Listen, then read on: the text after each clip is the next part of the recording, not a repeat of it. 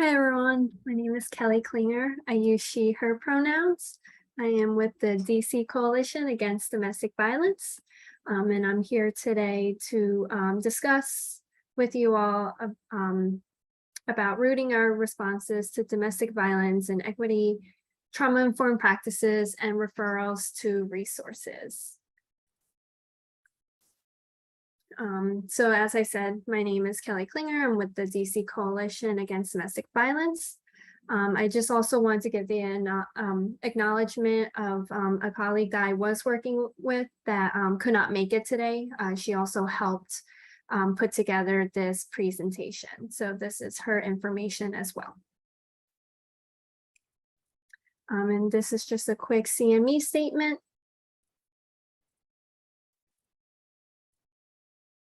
And there are no financial disclosures for today. And today, after today's discussion, we hope that the pediatricians will be able to identify warning signs of possible domestic or intimate partner violence, formulate approach to inquire about the children and non-offending parents' safety using survivor-centered trauma-informed practices, and assess for best practices, best service providers in the area, and assess for health inequities that may impact the accessibility for services. Okay, so I am coming on here with the understanding that most of you would have a basic understanding of domestic violence. So this is just a very brief overview. And I do welcome anyone to come off mute or write in the chat for any questions you may have, or any discussions or thoughts that you would like to add. I really hope that this can be interactive and useful for your toolkits. So here it explains the basics definition of domestic violence, a pattern of coercive and abusive behaviors, to maintain power and control over another person in an intimate or formally dating or family relationship. Can be also referred as intimate partner violence or family violence, gender-based violence, and it affects everyone of all ages, educational backgrounds, races, religions. And these are reasons that it's not caused by poverty, lack of education, alcohol, and/or other drug use. And here just shows some of the common statistics of domestic violence, that 1 in 4 women and 1 in 7 men will experience domestic violence in their lifetime, and 20 to 25% of children witness domestic violence during their childhood.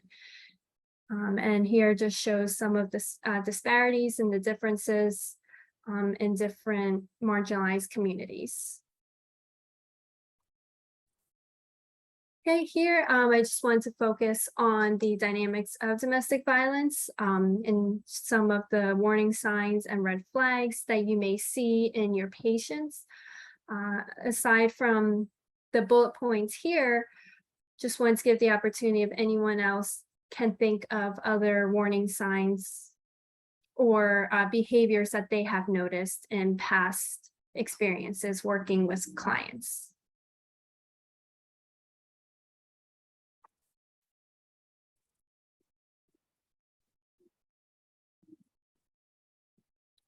And so just looking at some of these bullet points, we think of jealousy. What that could look like is having, let's say if the perpetrator is at the appointment with the family, he or she may be jealous if the doctor is of this opposite sex or gender of the victim or the patient, and so they may not trust the person being in the room alone with just the doctor without the spouse there as well. I am trying to be very cognizant of using just gender bias terms because we know that this can happen to anyone. Okay, so in the comment and in the chat, we had visible injury. Yes, that's correct. And visible injuries like a bruising or swollen somewhere on the body parts, and it's always good to try to inquire about that, never to assume it was an accident. You can probably see that most in like playful or use of force and sex, or threats or use of violence. And so these are some of the red flags and warning signs. We'll get more into details of how this can affect, how this can look like intimate partner violence, domestic violence.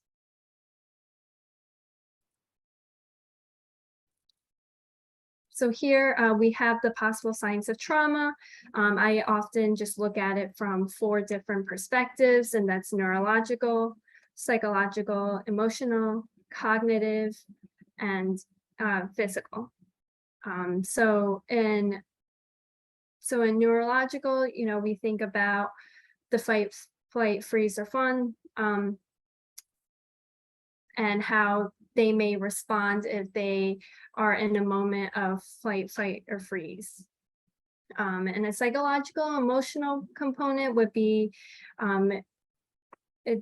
shown here with anxiety, depression, if they feel like they can't be alone with you without the other person, or they might be expressing symptoms of depression, problems regulating affect, like laughing when something is not funny in a situation because they're nervous.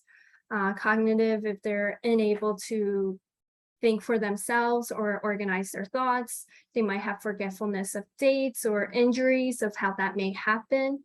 And they might have a difficult time making decisions without the other person's consent in the room. So like the abuser or the perpetrator making the decisions for them.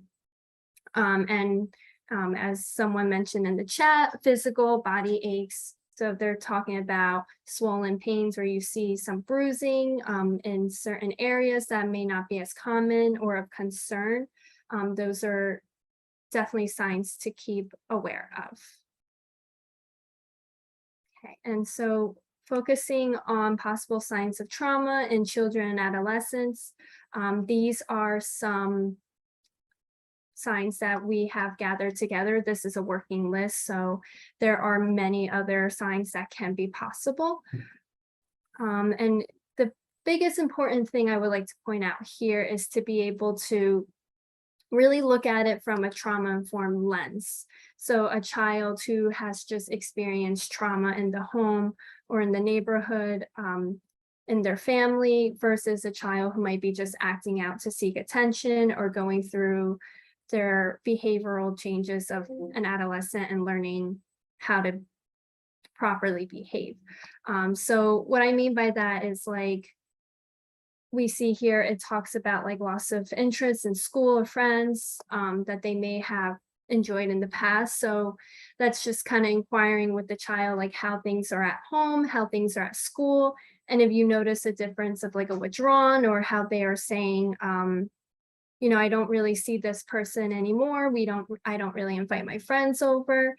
Those are conversations to kind of lead with and point out then if maybe there's possible domestic violence in the home or concern in the home for this child.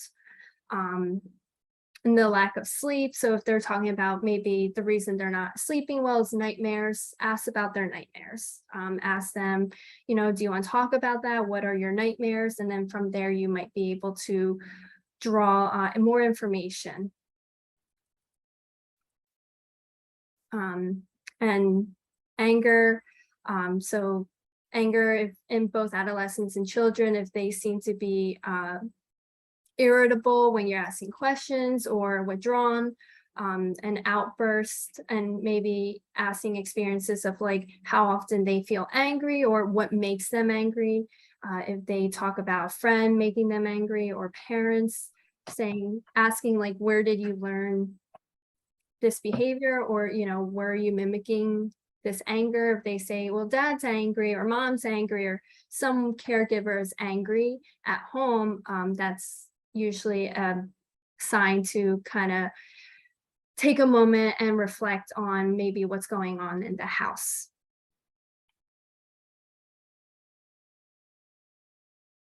Okay, So it's very important to be able to identify the non-offending parent, and that's someone who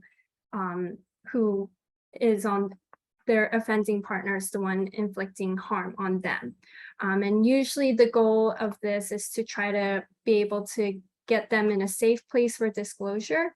And to do that, try to create that space. So if you are in the room with the child and the parent, that's okay. You know, the goal is not to get disclosure. The goal is to be able to open that doorway for them to have that conversation if the person feels like they are ready for a disclosure. And some practical points that you can ask, and leading up to that could say, you know, I have begun to ask about all the parents in my practice about their family life and how it affects the health and safety and that of their children. May I ask you some questions? Or violence is like an issue that unfortunately everyone today, affects everyone today. And so I have begun to ask families in my practice about exposure to violence. Can I ask you a few questions? Making that a regular standard will just show that you're not isolating and pointing out just them, that person. And so that way, maybe that can create some dialogue, and then they may feel comfortable to disclose. And if not, if they don't disclose or say anything, can say, okay, well, here are some resources that we just have available out in the front waiting room or here. If you would like to take some with you, please feel free to do so. If they are saying that they would like to disclose, but they're just uncomfortable with the child in the room, just offer, if you can, a space for the child to go somewhere else, or create a time for a disclosure at a later time of the examination, or at a later date that would work for the family. And here you see some communication strategies for the child, would be like play therapy, art therapy, discuss healthy teen conversations and relationships. So with that, you can say, you know, I don't know if this is a concern for you, but many teens I see are dealing with violence or bullying issues. So I start asking questions about violence routinely to all my patients. And then you can also say, sometimes when I see an injury like yours, it's because someone got hit or hurt. How did you get this injury or bruise? If you see like a physical sign of injury. Okay, so healthcare and domestic violence, it actually creates a space for survivors to disclose. This gives them the chance to be away from their home and away from the abuser. And so you see here 37% of women who talk to someone about the abuse is typically a healthcare provider. And so it shows that there is an increased disclosure in the healthcare setting. And so with that, it is very important to be mindful of the systemic injustice that may happen in that workplace. You want to be able to be as inclusive and culturally specific as possible. You know, there is the term of like medical gaslighting, and we just want to make sure that that doesn't happen, and we don't create our own biases or stereotypes about a certain group or marginalized community or culturally specific stereotype that we may know of someone or culture. And just understand that domestic violence may not be a topic that is accepted or talked about in a certain culture. So in order to be inclusive, these are some of talking points that we have provided here, of making sure that you have language access, making sure that the information is clear and concise based on the language access, and you want to avoid dehumanizing language, meaning you want to use person first language. You want to make sure that it is a space that they feel comfortable disclosing to someone. So here I had mentioned earlier about medical gaslighting, which occurs when someone in the medical professional field dismisses or minimizes the person's symptoms or experience. So we know that people of color may have higher rates of domestic violence, and due to medical gaslighting, they may feel less likely to disclose or follow up with their medical care. And so to do that, you want to avoid that, you want to be able to build trust and be mindful of the stereotypes and the past racial inequities that some cultures may have been facing. And things to consider in your organization and your place is like subsidize and costs and network. Think about co-pays and how that may affect someone of low income coming to seeking help. And then offering like a slide and scale, which I know most medical places do, but making sure that your medical place does offer that, and how it can be revisit the policy around it if it needs to be adjusted to help accordingly.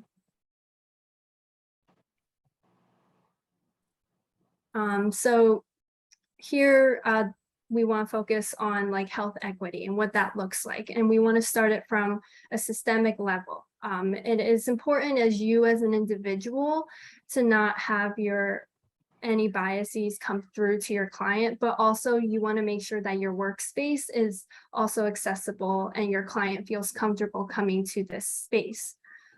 So here we have this like graph. I know it's a little hard to see. Oh, whoops. And with that, it just shows that as an organization, it starts with the organization itself. And with that, you want to look at like, how do we get to a space that is inviting and that it's a self-assessment? Like, how can we make sure that our programs are effective? How can we make sure that our colleagues and coworkers are upholding that respect? And how is our data transparent? Is it working? And then when you go on past the organizational level, you want to look at offerings.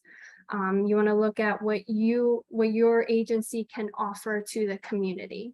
What products, language access, brochures, pamphlets, safe, secure environments, and how do you use like a human-centered design? So that's another point to look at. And then you move on to community. How do you transform your offerings to make sure that you can recruit and operate and invest in the most equitable health outcomes? And then from there, you look at the whole ecosystem. Who are your suppliers? Who are your vendors? Are they diverse partners? Are they equitable? How does this impact your work? How does it impact the overall message of the organization, and how you can build relationships and provide that advocacy? So these are 4 domains that you can take a self-reflection and look at and make sure that you in your organization is upholding this type of dynamic. Okay, so I just really quickly went through all that statistics and basic information of domestic violence. Here I do want to focus more on a person-centered approach when you are working with a client and you're able to identify warning signs, or you were able to, or there was a disclosure. And now how do we connect to the survivor? These are, what are some approaches you can do and how you can put this into practice, into your toolkit. So a person-centered approach recognizes that each individual is unique and is the expert of their own experience. We cannot always assume that someone who went through domestic violence experiences the same pain or symptoms as another survivor. Everyone is affected differently. So it is person specific, and knowing that we cannot predict that they are going to behave or act this way. We can have the basic understanding of a survivor may not want to disclose right away, or may not want to, or cannot leave their abuser right away, but we cannot assume that that is the situation for every survivor. So the first thing we want to do is be able to offer building choice, and then flexibility in the screening and exam process. So I just want you to think back on how you typically do your screening process, and think how someone of the LGBTQ community or any other marginalized community, how that may impact how you do your regular routine. And just think about how can you make that approach centered to them. And then think of how after that, your next steps, you want to think about what best resources are available to them. You want them to feel like that the choice is theirs, and that they have the autonomy to decide what to do next. As we know, survivors who are in this situation, their choice is often stolen from them and they don't get the choice. So we want to let survivors know that they have the choice to move forward, they have the choice to do this, and how they want to move forward. And doing that is just having a very simple conversation, almost like a peer-to-peer conversation, rather than telling them or educating them, saying, you need to do this, you should do this, statistically this happens. No, you can say, like, this does affect everyone, so what do you think is best for you to do? How can we move forward? Some techniques, like I said, just be mindful of how they want to be presented, their name, their pronouns. You want to introduce yourself if you're new to them, or what they can expect, especially after a disclosure.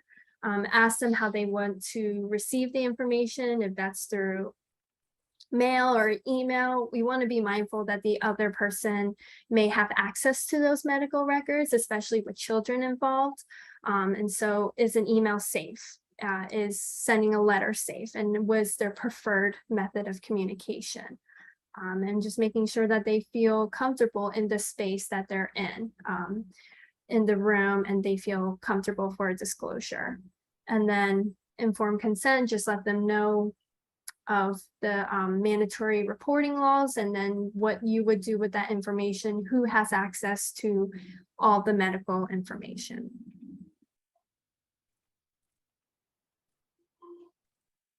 And how to support survivors. You just want to normalize the screening process and asking questions. So that refers back to, I asked this in all my families and all my patients, and then going on from there, how they may have gotten that injury, or how the family dynamic is at home. And then you want to validate them. If they don't want to provide a disclosure, or they're just saying, like, no, this bruise was just from something else, don't argue. Just say, okay, and then provide resources regardless. You want to be able to say, these resources are available. Should you know anyone going through any violence, or should you just want to educate yourself? You don't want to make them feel guilty for not wanting to disclose, or make them feel like they're not telling the truth. And if they are in a situation where they do disclose, and just respect that disclosure, don't have judgment, and ask about their immediate safety. Ask them if they're safe right now. Is it safe to go home after this appointment, and what you can do, and how you can help support that decision. Are there any questions as of yet? Any questions specifically about how to support survivors, or a scenario that you would like to share and get information on? I have a quick question. Can you hear me? Yes. Yeah, this is Nia. I just wanted to know, what would you do if a family said that they weren't safe? You're in the clinic, you're seeing a family, you've done the screening, there's some things that you're concerned about, and they don't feel like they have immediate safety. Yeah, so there are a lot of resources in terms of shelters and placements. I do understand that maybe a shelter is not the most best option or the most desired option for the survivor, but definitely ask first about, are they looking to leave the home, and give them information about resources for places to stay. I have that in another slide coming up. And or if they can't leave, that's okay. The best way to go about that is like to safety plan with the survivor. So that can be looking at, okay, if you do have to go back home, how can we safety plan? Having them create an extra overnight bag and leaving that somewhere with a trusted member, or having that somewhere discreetly. If they have their own car, if they can leave it in the trunk of their car, or leaving it somewhere with the family. The being able to provide a safety plan catered to their needs will help create that safety in the immediate feeling. And then it can help them maybe build up that courage or that planning to seek a safer place. Does that answer your question?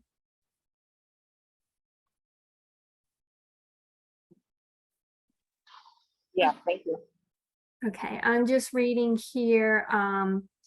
There was a question raised in the chat and said, in the scenario where the parent has been able to leave a domestic abuse situation, however, the child has had a traumatic witness event leading to regression, how does one find resources here? Of course, yes. So, I'm just trying to close the chat. So we have, in terms of for children and their safety, we have resources here of the national hotline and the helpline of that have children specific play therapy, counselors available to help with children. I know if there is like a disclosure, I can't speak on behalf of Child Protective Services and how they their process, but it's always important to be able to connect with them and learning more about what are some of their reporting laws, or what is their process, because I know that is a big question of, like, if I call CPS and I report the family, what does that look like? What are their next steps? And you want to assure the child and the family it's not their fault for disclosing, and that they're not going to get in trouble for disclosing. You actually want to thank them and reassure them that it was safe to disclose right here, and that this was appropriate to do so for their safety.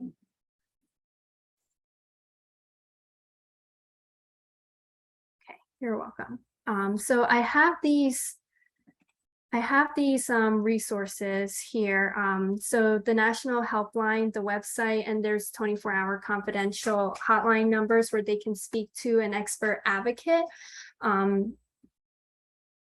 available. And so here, aside from pamphlets and brochures that you may be able to provide, the family can inquire, the victim survivor can inquire more when they call and ask questions, and asking that survivor if they want to be present with you when you call together. So it doesn't have to feel like such an isolating experience for them. They have just confided in you and built that rapport. So if you have the time and the capacity to do so, it's making that call with them. And here we have materials and support. So this slide will be provided to everyone to be able to go through the links here provided. At the last section here is my organization's website, and we have a lot of member programs within the DC community that can help support children specifically, that can help support survivors. Some are culturally specific, and a lot of these resources are free and available. Okay, I am looking at the chat and the contact information for the Child and Adolescent Protection Center at Child National has a therapy program for children exposed to domestic violence and their survivor programs. So the email was provided in there for referrals.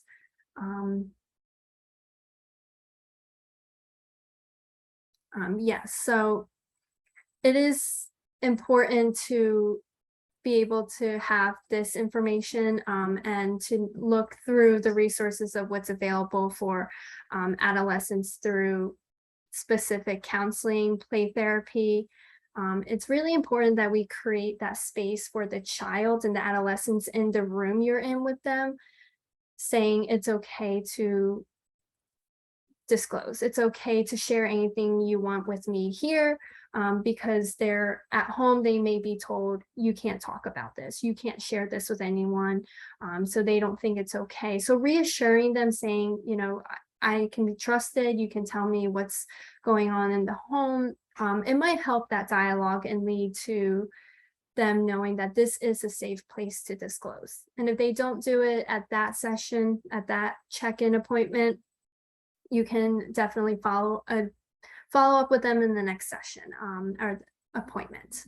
And being consistent throughout each time you visit, you have these check-ins. If the same family's coming back a month later, be consistent, saying, you know, how are things still in the home? Like I said, I still ask these questions with all of my clients. Has there been any changes? And going on from there to really normalize the question of asking about violence in the home. That's what we really want to do, is to be able to normalize that question, and it's not just geared or directed so they don't feel like it's on them or that they are being targeted for a disclosure. Do we have any other questions? Any other scenarios?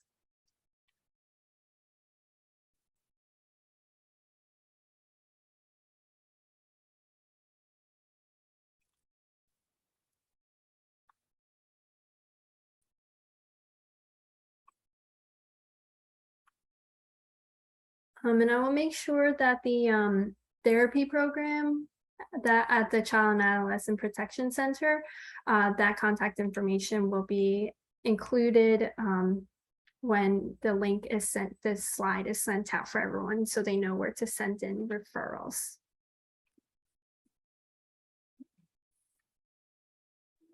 Thank you, Kelly, so much. This was a great presentation. And Keith will be able to get these materials out to everyone, right? Yes, yes. And like I said in here, I will include, what I'm also going to include is the PDF for like more about domestic violence, the power and control wheel. If you check our website specifically, it has a whole list of like 19 member programs in our area for specific domestic violence programs.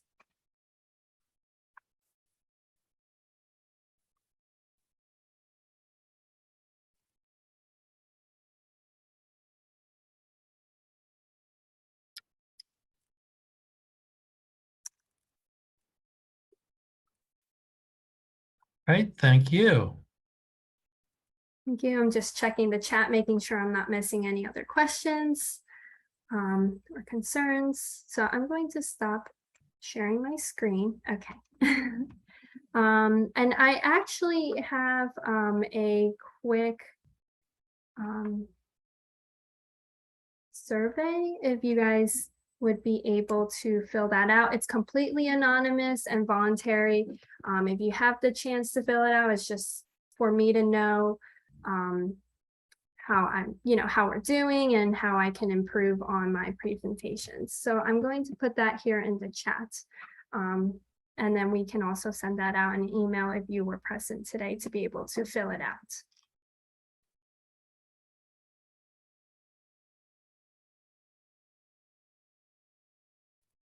All right, and I can make sure that's also distributed and available to everyone that registered or participated today. I'd also like to put in a plug for our fall symposium on October 20th. If you are receiving our newsletter, which I hope everyone is, you'll hear more about our fall symposium on October 20th from 6 to 8 p.m. We're going to go a little bit deeper on this topic and invite some of our community partners in to have discussions with those in attendance at an in-person live event to learn more about what resources are available and, how to have conversations, how to refer people to resources, what actually happens when you identify someone that's in a situation and may need resources. So you'll probably see Kelly or a counterpart there again if you want to talk to her more about their organization as well as some others. So just watch our newsletter for how to register for that. Again, October 20th from 6 to 8 p.m. And if there are no other questions, thank you, everyone, and please have a good day. Did somebody try to jump in? Maybe somebody signed off. Okay, everyone have a good day. Thank you. Thank you. Thanks, Kelly. It was great.